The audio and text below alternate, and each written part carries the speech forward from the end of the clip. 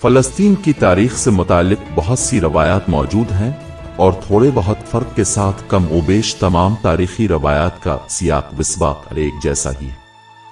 फ़लस्तीन को अर्ज़ कनान भी कहा जाता था।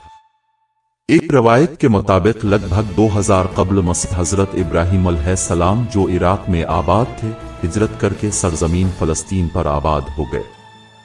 हज़रत इब्राहीम के दो बेटे हज़रत इस्माइल और हज़रत इसहाक थे।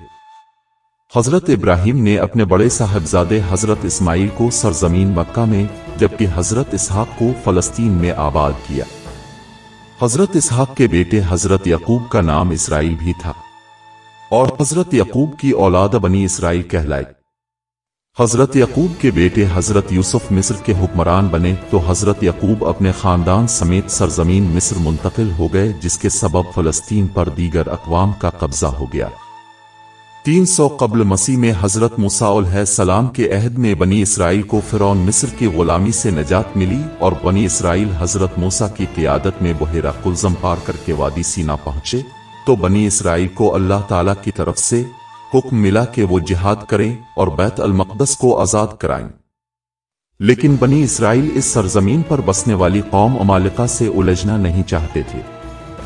इसलिए बनी इसराइल ने नाफरमानी करते हुए पैगंबर खुदा से कहा कि आप अपने परवरदिगार के साथ जाकर जंग करें, हम यहां बैठे हुए हैं। सूरा अल माइदा में बयान किया गया है कि इस नाफरमानी पर इरशाद रबानी हुआ कि बनी इसराइल पर 40 साल हराम कर दिए गए। ताहम इसके बाद हजरत मूसा और उनके भाई हजरत हारून इस दुनिया से रुखसत हो गए। कौम बनी इसराइल 40 साल तक दर बदर भटकती रही।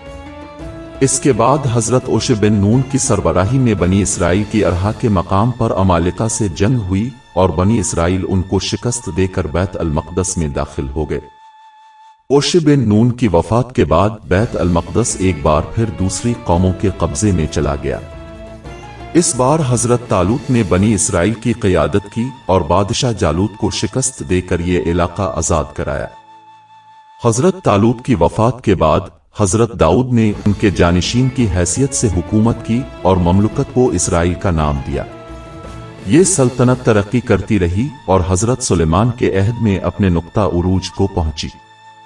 हजरत सुलेमान ने हैकल तामीर किया जो बनी इसराइल का क़िबला बना।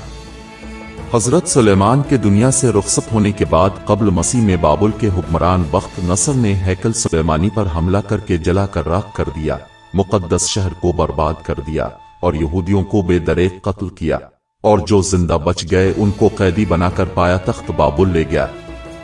ताहम कुछ मुद्दत गुजरने के बाद बैत अल मक़दस दोबारा आबाद होने लगा और हैकल सुलेमानी की दोबारा तामीर की गई। ताहम बैत अल मक़दस रूमी सल्तनत का हिस्सा बन गया। इस दौरान बैत अल मक़दस से 5 मील के फासला पर बैत अल लहम के मकाम पर हजरत ईसा अलैहिस्सलाम की पैदाइश हुई। हजरत ईसा के नबूवत के ऐलान के बाद यहूदियों ने साजिशें शुरू कर दी और रूमी बादशाह को हजरत ईसा के खिलाफ कर दिया। रूमी बादशाह ने हजरत ईसा को सलीब पर चढ़ाने की सजा सुना दी, मगर अल्लाह ताला ने हजरत ईसा अलैहिस्सलाम को जिंदा आसमान पर उठा लिया। इसके बाद आहिस्ता आहिस्ता रूमी ईसाईयत कबूल करने लगे। एक मसीही हुक्मरान तास रूमी ने एक बार फिर बैत अल मक़दस पर हमला करके हैकल सुलेमानी को जला कर राख कर दिया और यहूदियों की वहां रहाइश पर पाबंदी लगा दी। बैत अल मक़दस अब ईसाइयों के कब्जे में आ गया और उसके बाद यहूदियों को कई सदियों तक दोबारा इस शहर में रहना नसीब न हो सका। इस तारीखी पस मंजर के तहत 3 कौमों यहूदी, ईसाइयों और मुसलमानों का बैत अल मक़दस पर दावा है। सफर मेराज में खातिम अल नबीन हजरत मोहम्मद मुस्तफ़ा ने बैत अल मक़दस में अंबिया अलैहिस्सलाम की इमामत फरमाई और हिजरत मदीना के बाद कम ओबेश तक मुसलमान बैत अल मक़दस की तरफ रुख करके नमाज अदा करते रहे।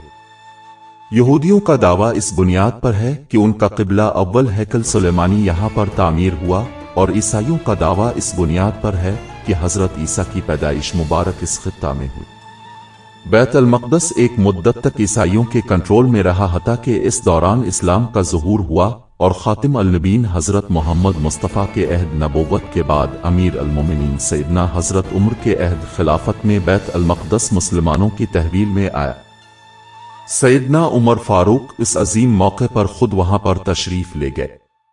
चूंकि मुसलमानों ने बैत अल मक़दस ईसाइयों से हासिल किया था, इसके बाद ईसाइयों और मुसलमानों के माबैन इस बुनियाद पर लातादाद मरतबा जंगें हुई। मुसलमान हर बार फाते रहे, ताहम सलीबी जंगों के दौरान 11वीं सदी ईस्वी में यूरोप की फौजों ने बिलाखिर बैत अल मक़दस पर कब्जा कर लिया। ये कब्जा 90 साल तक जारी रहा। बिलाखिर सुल्तान सलाउद्दीन अयूबी ने सलीबी जंगों में अजीम फतूहात के बाद बैत अल मक़दस को ईसाइयों के कब्जे से आज़ाद करा लिया। बैत अल मक़दस का मोबेश 1000 साल से ज़ायद मुद्दत तक मुसलमानों की तहवील में रहा और 1917 में पहली जंग अजीम के बाद बरतानिया ने बैत अल मक़दस पर कब्जा करके अपनी सल्तनत में शामिल कर लिया।